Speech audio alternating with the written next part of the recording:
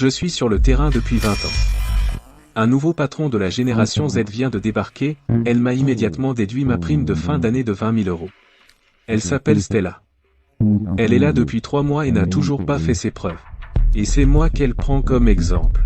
Arthur, ingénieur senior de l'atelier 4. Ce matin à 10, pendant les heures de travail, fumée dans l'atelier. J'ai conçu ce système en 2019. Je ne m'attendais pas à attraper le premier dès l'implémentation dans votre usine. Un ingénieur vétéran qui donne un tel exemple. Vous n'avez pas honte ? Conformément à l'interdiction de fumer récemment ajoutée dans l'usine, je déduis la prime de fin d'année entière d'Arthur pour cette année, soit un total de 20 000 €. 20 000 €. C'est ma prime de performance annuelle entière. Je suis dévoué depuis 20 ans, jamais une erreur, jamais rien manqué. Et voilà ce que je récolte. Les paramètres du lot de roulement d'exportation d'hier, j'ai surveillé de midi à 3 h du matin, mort de fatigue, alors je me suis accroupi dans un coin vide et j'ai tiré une bouffée. Le sifflement de cette rangée de tuyaux hydrauliques s'intensifie ces derniers temps. J'écoutais ce bruit. Comment pouvais-je me soucier de quelques nouvelles règles d'usine affichées, mais lui expliquer tout ça m'aurait-il servi ? Tout ce qu'elle veut, c'est faire de moi un exemple.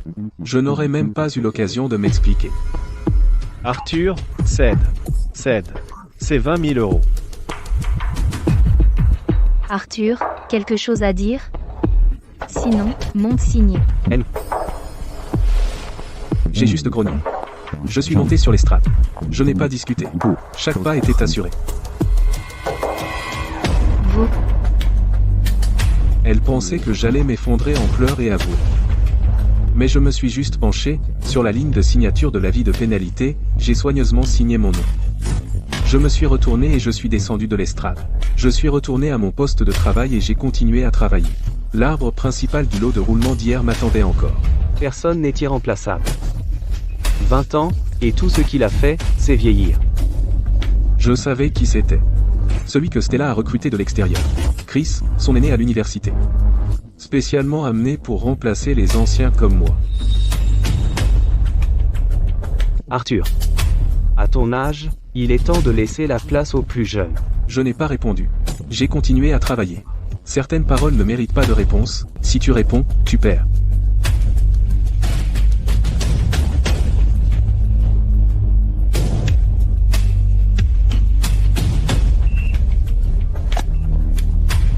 Stella, tu as franchi ma ligne rouge. Salut. Arthur, tu es le premier arrivé comme toujours. Le lendemain matin, j'étais à l'usine à 7h30 comme d'habitude. C'est une habitude que j'ai gardée pendant plus de 20 ans. Mais alors que je tendais la main vers le contrôleur de préchauffage de lubrification, je me suis arrêté. J'ai fait ça pendant 20 ans. Personne ne s'en est jamais soucié. Moi non plus, je ne m'en souciais pas. Même si ce n'était pas dans mon poste, seuls ceux qui l'ont fait le savent. C'est donner une chance à la machine. Faire tourner une machine froide à grande vitesse sans préchauffage, le roulement se grippera après quelques tours. 20 ans, et aujourd'hui, je ne le fais pas.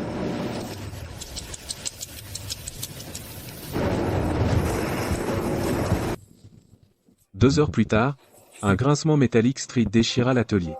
Le voyant d'alarme sur l'arbre principal de l'atelier 4 clignotait frénétiquement, voyant rouge. Le directeur Miller s'est précipité hors de son bureau, tenant une douille de roulement fraîchement produite, pâle comme un fantôme. Arthur. Tu n'as pas ajusté les paramètres ce matin. Directeur Miller, cela ne fait pas partie de mon travail. Vous ? Ce qui est sur le papier s'appelle les règles. Ce qui n'est pas sur le papier s'appelle du travail bénévole. Depuis 20 ans, vous vous y êtes habitué. Maintenant, j'arrête. Si vous voulez changer mon périmètre de responsabilité, allez d'abord mettre à jour les directives de responsabilité professionnelle.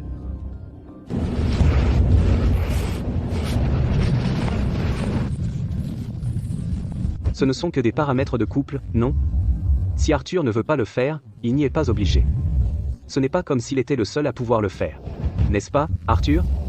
Tu penses vraiment être le seul ? Chris a commencé à opérer, a ouvert l'interface des paramètres, a trouvé la valeur de couple, l'a augmenté de 2 crans. L'alarme s'est arrêtée. Les chiffres à l'écran sont redevenus verts.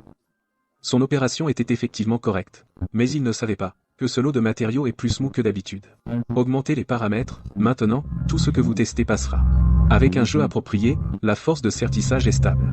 Mais l'ajustement entre le tourillon d'arbre et l'alésage du roulement est déjà trop serré. Une fois installé et en fonctionnement pendant 6 mois, le jeu se desserrera tout seul. Je n'ai rien dit. Certaines choses ne figurent pas dans le manuel. Certaines le sont, ceux qui n'écoutent pas doivent les apprendre à leurs dépens. Quand on vieillit, on devrait apprendre à l'accepter. Shunzi, il y a plus de 2000 ans, a dit que l'élève est devenu le maître. Mais certains vieux fossiles refusent de l'admettre jusqu'à leur mort. Elle dit ce qu'elle dit. Je fais ce que je fais. Elle dit jusqu'à leur mort. Alors j'attendrai. Pas pour qu'elle meure, mais pour qu'elle se cogne à ce mur. Le mur a toujours été là. Elle ne s'y est jamais cognée. Alors elle n'y croit pas. 3 heures plus tard. Directeur Miller est de retour. Calibrage annuel des capteurs de pression. Dans tout l'atelier, le seul à pouvoir faire ce travail délicat, c'était toujours moi. Mais au moment où j'ai tendu la main vers l'outil, je me suis arrêté. Comme ce matin. Certaines choses, quand on en a l'habitude, s'arrêter est plus dur que continuer. Je me suis retourné, depuis le râtelier métallique, j'ai attrapé un manuel de calibrage des équipements de presse. Directeur Miller était stupéfait. Arthur, qu'est-ce qui t'arrive? Une paralysie du sommeil cette nuit? Avec ton expérience, t'as pas besoin de ça. Voilà directeur Miller, avec qui je travaille depuis 15 ans. Hier, à la réunion générale, quand Stella m'a retenu 20 000 €, il faisait partie de ceux qui se sont tus. Je ne lui en veux pas. Personne n'a la vie facile. Mais certaines choses ne peuvent pas revenir en arrière. La directrice Brooks a parlé des normes élevées de la nouvelle ère. On suivra les normes.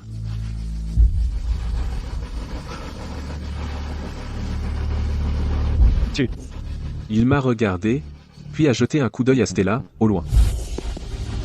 Pourquoi tu te disputes avec une gamine? Directeur Miller, si elle veut me parler, qu'elle vienne elle-même. Ce n'est pas facile pour toi, pris entre les deux. Juste avant la fin du service, tout l'atelier nous regardait, directeur Miller et moi. Directeur Miller a vu que je feuilletais encore le manuel, en suivant les étapes. Il n'a pas pu se retenir. Arthur, encore quelques minutes? Encore quelques minutes et ce sera fini. Arthur, s'il te plaît, aide-moi. Encore quelques minutes, s'il te plaît.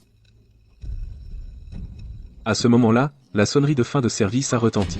J'ai immédiatement attrapé ma gamelle. Directeur Miller, désolé. Tu aurais dû me le dire demain. Ah.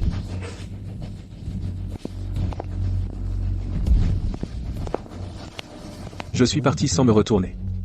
Derrière moi, directeur Miller, tasse de thé à la main, a ouvert la bouche, mais aucun mot n'est sorti.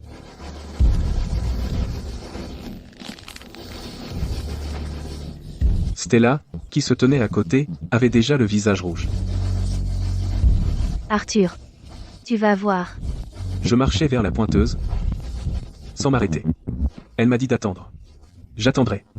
Demain, je serai encore là à 7h30, pour faire mon boulot. Je n'ai pas fait les règles, mais quiconque les a faites, elles s'appliquent à tous de la même manière. Hier soir, je suis rentré à la maison. Et Ben a appelé juste après. Arthur, tu t'attaques à la directrice Brooks comme ça? Et si elle se bat jusqu'au bout? Elle est vraiment impitoyable. Tranquille. J'ai tout prévu, mon vieil ami. J'ai raccroché. J'ai serré mon téléphone fort. Dans cette vie, je ne cherche pas qu'un souffle de fierté. 2 semaines plus tard, la plupart des gens de l'usine avaient pris parti. Ceux qui étaient d'accord avec moi, il y en avait quelques-uns. Mais il y en avait plus qui suivaient Stella. Mais c'est aussi à cette époque que les équipements de l'atelier, comme s'ils s'étaient concertés, ont commencé à tomber en panne les uns après les autres. Un jour, la meule de la rectifieuse s'est mise à trembler, le lendemain, le contrôle de la température du four thermique est devenu instable. La température du four fluctuait énormément, et la dureté de la pièce trempée variait de 2 niveaux entre l'intérieur et l'extérieur.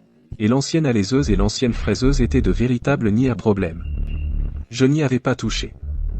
Je m'occupais de ces machines depuis 20 ans, donc je savais exactement quel bruit et quelle température étaient normaux. Elles étaient déjà sur le point de tomber en panne.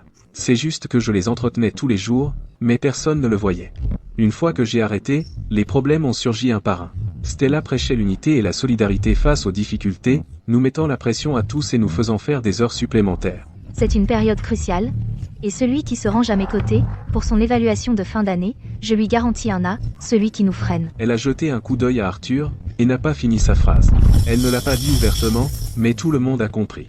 L'évaluation de fin d'année, la prime d'heure sup, et les mutations de poste, les choses qu'elle tenait entre ses mains étaient bien plus qu'un simple détecteur de fumée. Arthur, tu peux montrer ta position maintenant. Des dizaines de personnes se tenaient derrière elle. Ben était là aussi. Je n'ai pas bougé. Je ne les blâmais pas. Tout le monde a besoin d'assurer la subsistance de sa famille. Ce que Stella pouvait leur donner, moi non. Mais il y a des choses qu'elle ne peut pas me donner, et je ne peux pas non plus les lui donner. À cet âge, si on ne peut pas se battre pour quelque chose, on ne se bat pas. Ce qui est à moi ne s'enfuira pas. Ce qui n'est pas à moi, j'aurai beau me battre, ça ne sert à rien.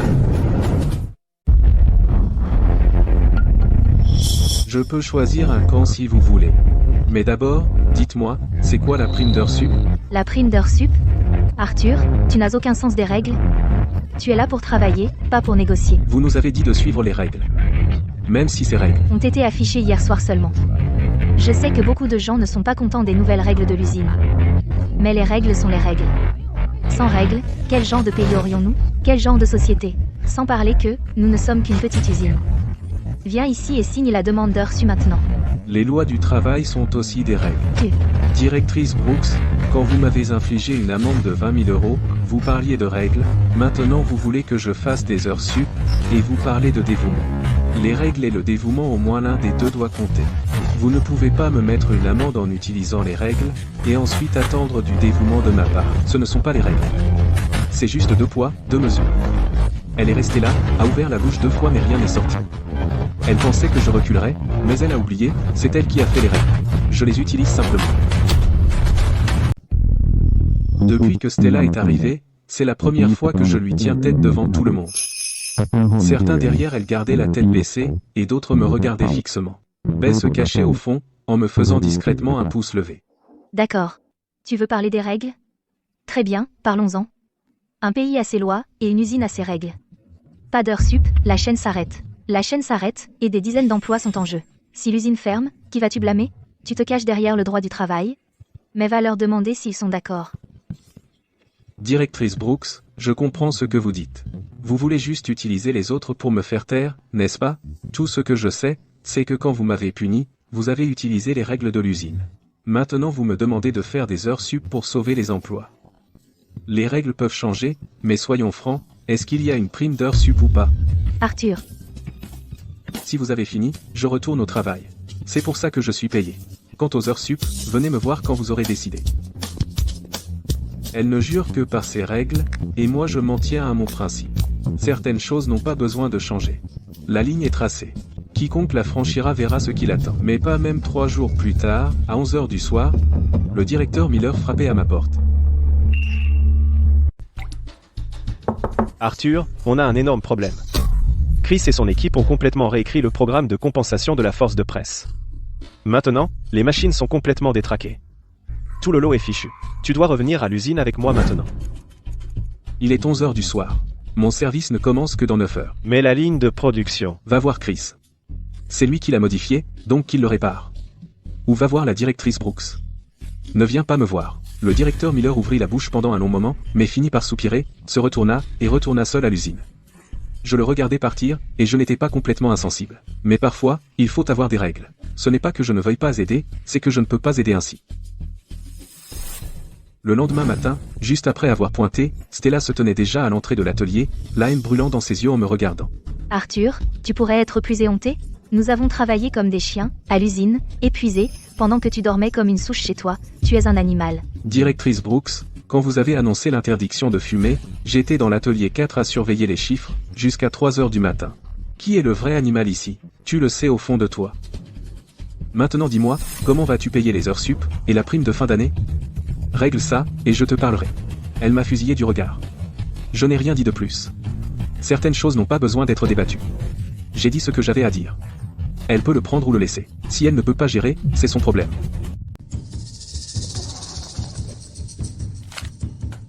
Bon, je vais être raisonnable et jouer le jeu. Je te donne cette chance. Cette semaine, remets-moi un plan d'optimisation complet pour l'atelier 4. De l'équipement au processus, chaque étape. Tu es un ingénieur senior. Ça fait partie de ton travail. On va voir qui est le plus coriace, toi ou moi.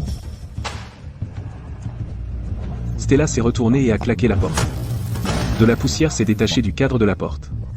Le directeur Miller m'a jeté un coup d'œil. Ce regard semblait dire, Arthur, tu vas en prendre pour ton grade cette fois. Je n'ai rien dit, parce que pour certaines choses, parler ne sert à rien. Une semaine plus tard, j'ai mis une version simplifiée du plan d'optimisation complet de l'atelier 4 devant Stella. Elle a reniflé et l'a ouvert, a jeté un coup d'œil et l'a balancé sur la table. Plan d'optimisation complet pour l'atelier 4, partie injuste de ligne. Première ligne, problèmes principaux. Les équipements clés n'ont pas eu d'entretien convenable depuis des lustres. Les performances ont gravement chuté.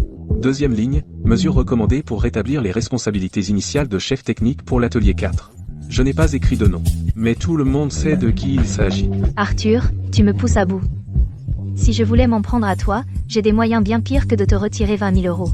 Excuse-toi maintenant, et je te laisserai encore une porte de sortie. Est-ce que tu essaies de me faire la leçon, ou est-ce que tu essaies de m'intimider? Je n'ai pas tourné autour du pot avec elle. J'ai sorti son dossier sur mon téléphone. J'ai tourné l'écran vers elle.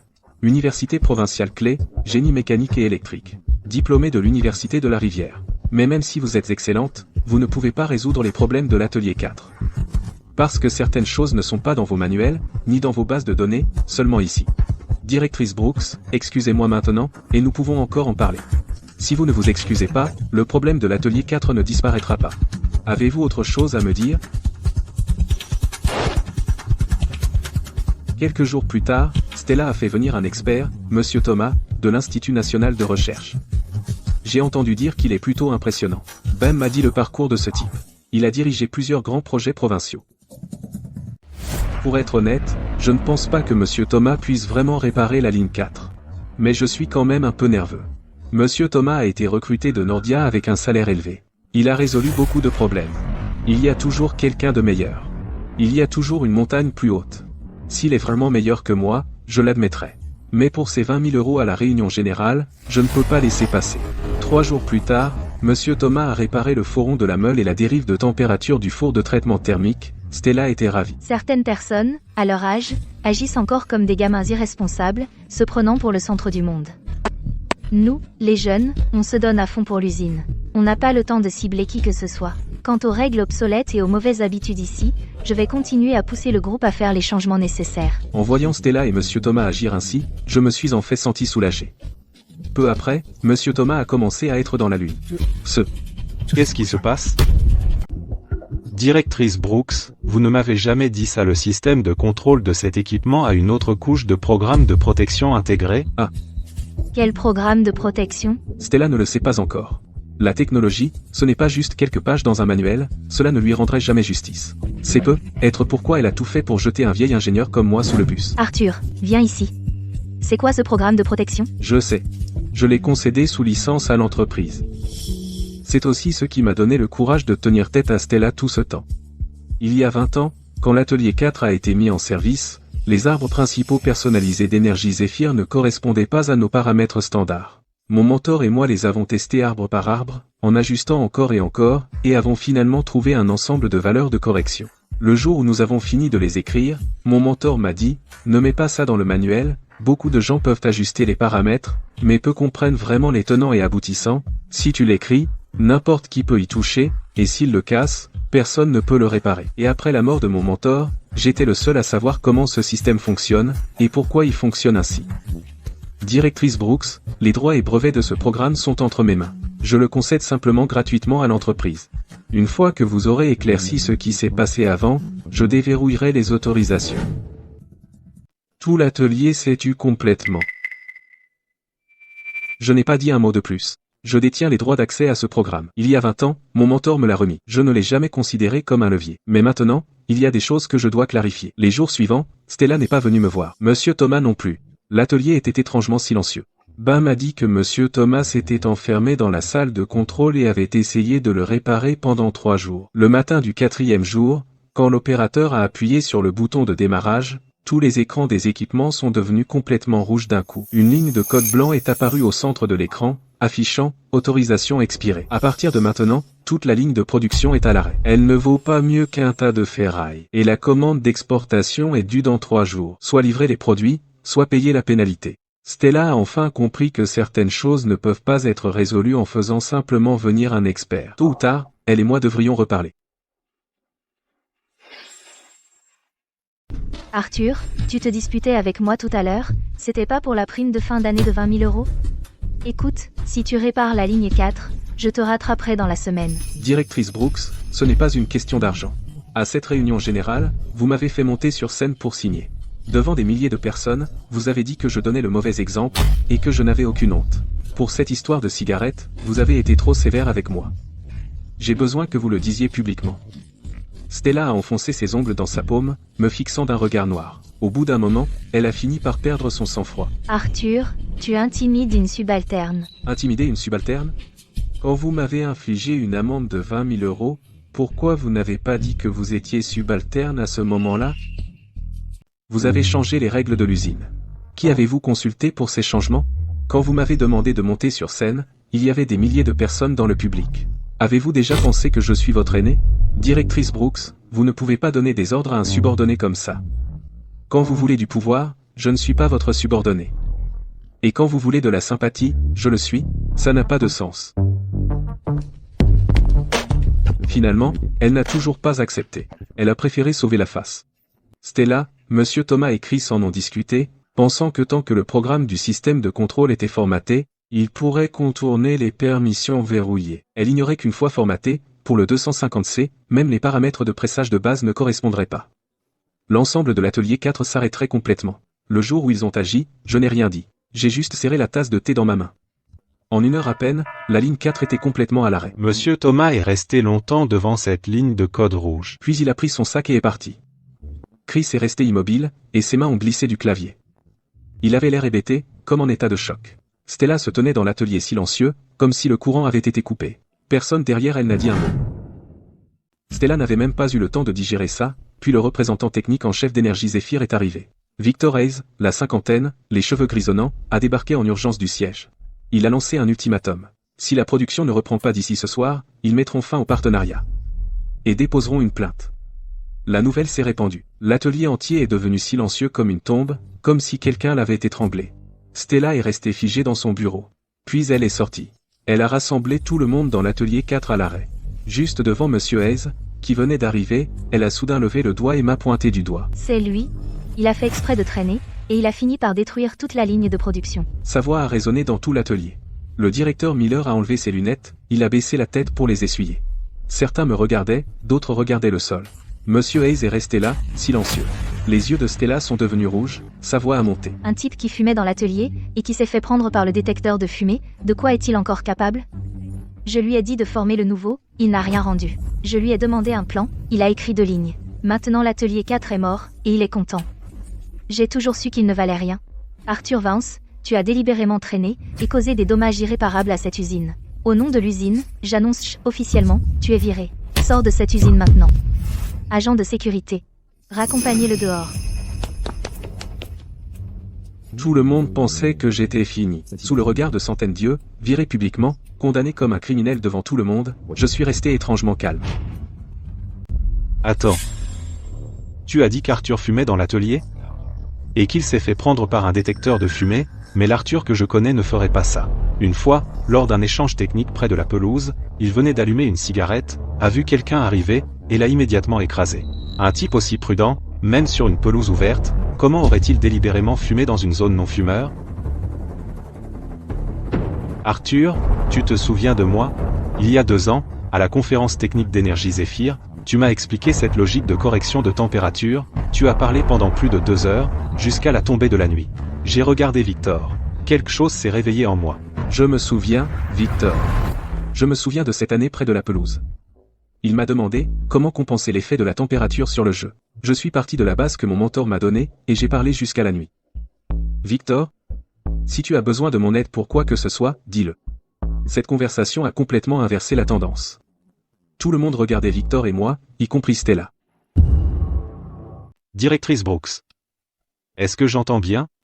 Tu viens de dire que tu vas virer Arthur, annuler son package indemnitaire, et aussi retirer le seul titulaire certifié de la technologie de l'atelier 4. Stella a blêmi sur le coup. L'atelier est devenu si silencieux qu'on aurait entendu une épingle tomber. Elle restait là, comme frappée par la foudre. Son corps était raide, ses lèvres tremblaient, incapable de dire un mot. Victor ne lui a même pas jeté un regard. Il s'est tourné vers Arthur. Notre entreprise a toujours passé ses plus grosses commandes chez vous. Pas à cause d'équipements sophistiqués, mais parce que notre équipe technique, il y a 8 ans, dans le rapport de réception, a écrit une ligne. Au poste de presse de l'atelier 4, il y a un maître artisan, Arthur. La déviation de la colonne d'huile de l'arbre principal qu'il traite ne dépasse jamais 3 microns. Même une machine n'atteint pas cette précision. C'est votre savoir-faire qui nous a fait choisir cette usine. Nous croyons que vous seul pouvez répondre à nos exigences de précision. Le visage de Stella est passé du pâle au cendré. Les paroles de Victor Hayes ont brisé le dernier lambeau de sa dignité. Elle a toujours pensé qu'elle comptait sur les relations du groupe, sur ce style de gestion de promesses en l'air, sur le halo d'avoir 10 à 7 ans quand elle a conçu un détecteur de fumée. Mais elle n'a jamais su les commandes dont elle était le plus fière, le capital qu'elle a utilisé pour grimper, venaient toutes d'une seule personne, celle qu'elle méprisait le plus, la vieille relique qu'elle voulait le plus sacrifier, moi.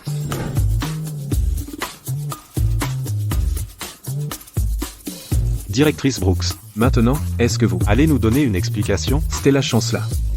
Elle a presque perdu l'équilibre. Elle a instinctivement regardé la foule, mais elle n'a rencontré que des regards qui se détournaient ou montraient du mépris. Chris s'est reculé au fond de la foule, ses lunettes à monture dorée glissant au bout de son nez. Monsieur Thomas était déjà parti. Monsieur S veut que je restaure l'atelier 4 et le fasse fonctionner encore mieux qu'avant, je peux le faire. Arthur, que voulez-vous que nous fassions? Monsieur Hayes, merci. Merci pour vos paroles, mais je ne suis plus employé de cette usine. La directrice Brooks vient d'annoncer que je suis viré. Si vous voulez toujours que je répare cette chaîne, je le ferai en tant que consultant technique indépendant. Mais j'ai 3 conditions. Allez-y. Première. La directrice Brooks et ses gens doivent partir, pas de l'usine, juste de l'atelier 4. Je veux dire là où je travaille, pendant que je répare la chaîne, je ne veux pas les voir. Deuxièmement, la directrice Brooks m'a insulté publiquement. L'usine doit réparer ça. Pas des excuses, mais une compensation pour le préjudice moral et d'image, 50 000 $. Troisièmement, en tant que consultant technique indépendant, je facture à l'heure, 1000 $ de l'heure, jusqu'à ce que l'atelier 4 soit revenu à la normale. Ben en est resté bouche bée à côté de moi. Le directeur Miller a enlevé ses lunettes et les a remises, Stella a blêmi comme un linge. Arthur, je comprends parfaitement ces 3 conditions. Énergie Zephyr, en tant que plus grand partenaire de l'atelier 4, vous soutiendra pleinement. Je vais contacter Monsieur Sterling au groupe tout de suite, lui transmettre vos conditions, et insister pour qu'elles soient acceptées. Je vais contacter Monsieur Sterling tout de suite.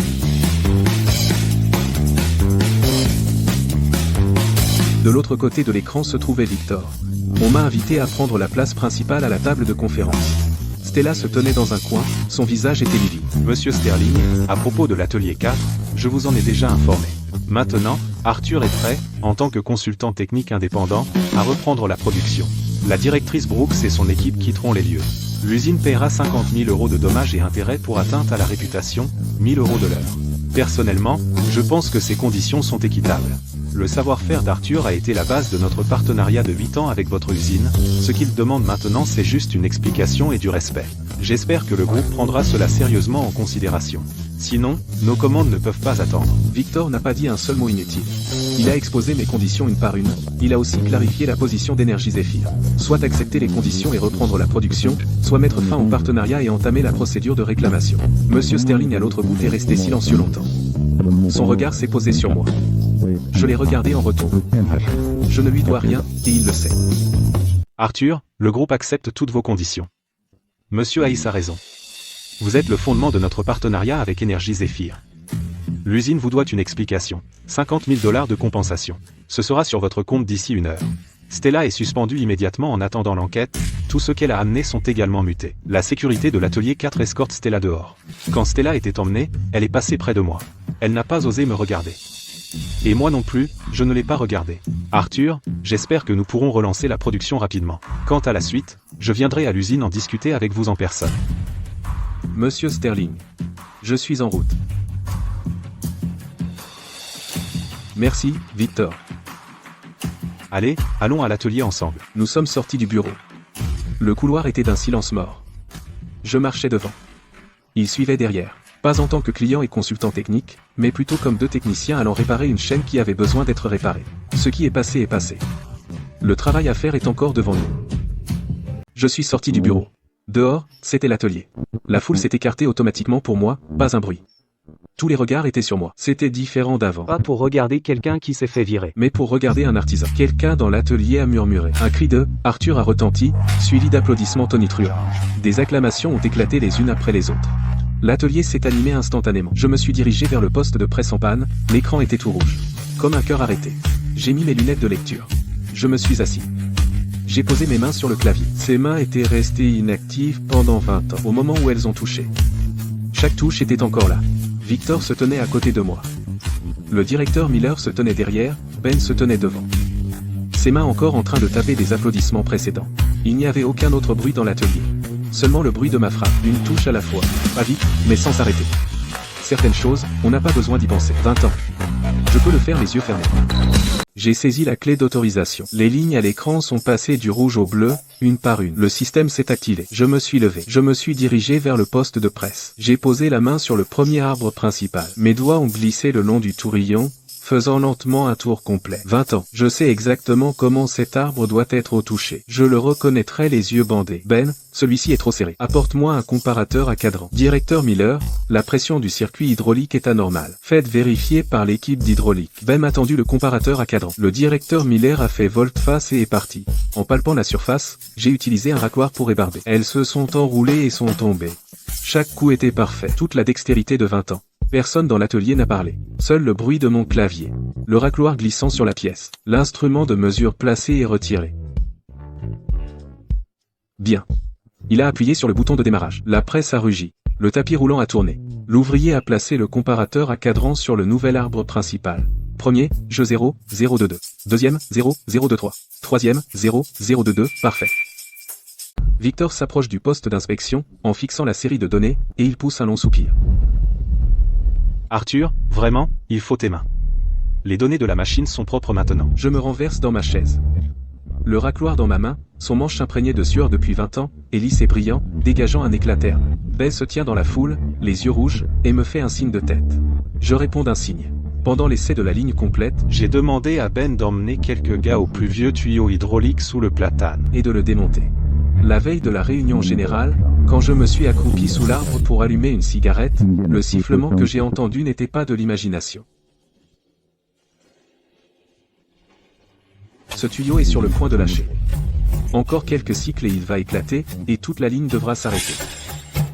J'ai demandé au contrôleur qualité d'apporter le spectromètre analytique, et quand les résultats sont sortis, Ben est venu voir, et son visage s'est décomposé. Ce n'était pas le tuyau en alliage d'origine Nordia, mais un tuyau en acier au carbone ordinaire avec une surface traitée, et sa résistance et sa pression n'atteignaient même pas un tiers de celle de l'original. Ben a posé doucement le tuyau sans dire un mot, car 20 ans plus tôt, lui et Sam avaient installé cette section ensemble. J'ai sorti les registres d'achat et j'ai vu que ce lot avait été installé il y a un mois, juste après l'arrivée de Stella, lors de la mise à niveau des équipements. Le contrat d'achat a été signé par Stella et Monsieur Tom. Ils ont pris des commissions et ont remplacé les pièces d'origine par des pièces bon marché, donc l'atelier 4 a eu des problèmes dernièrement.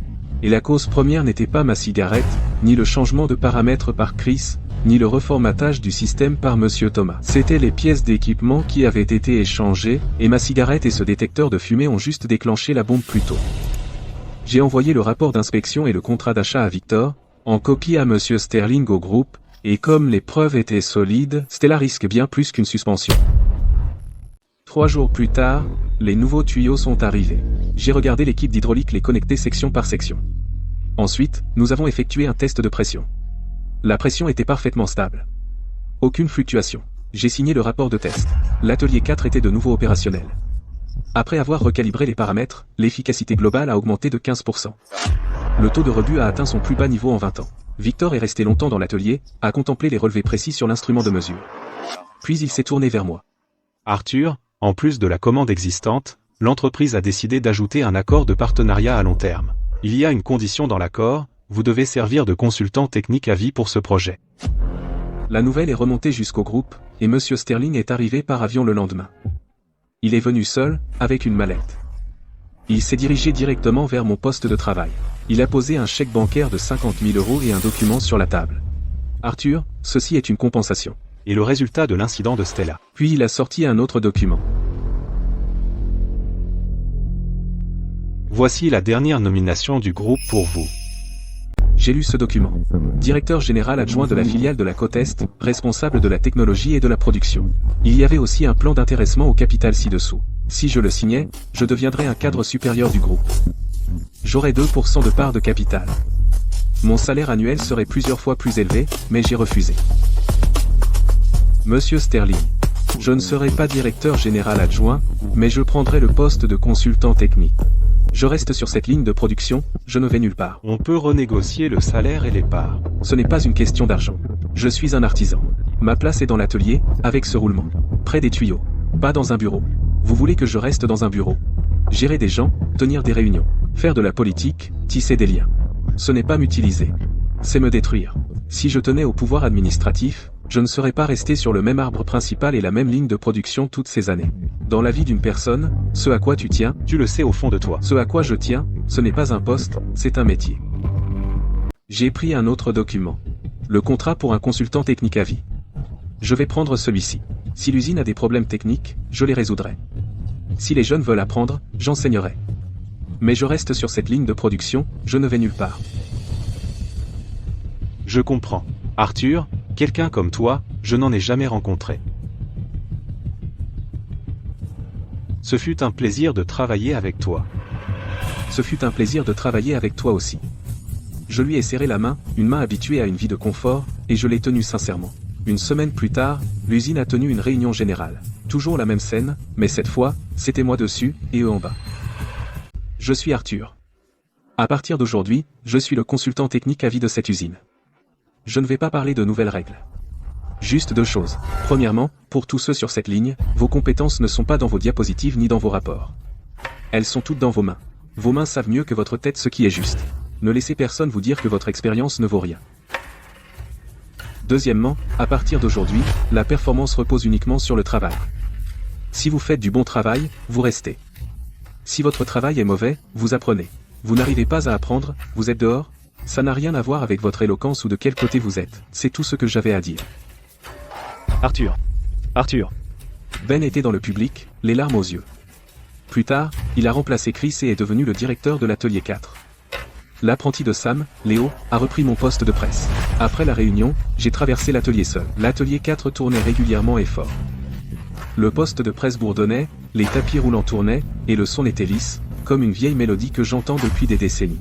Ce chapitre sur Stella Brooks est terminé. Les jours où la compétence parle ne font que commencer.